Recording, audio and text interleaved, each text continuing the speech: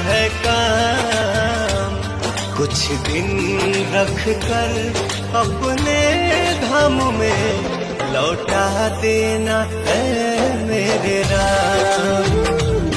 कुछ दिन रख कर अपने धाम में लौटा देना है मेरे राम।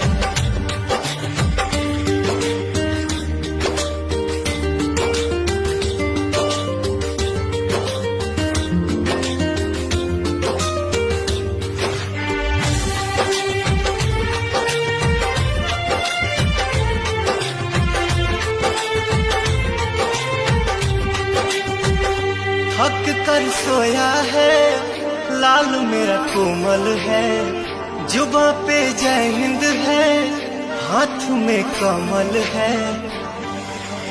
जूझने का मेरा इरादा न था, मोड़ पर मिलेंगे इसका वादा न था। रास्ता रोक कर वह खड़ी हो गई, यूं लगा मौत जिंदगी से बड़ी हो गई।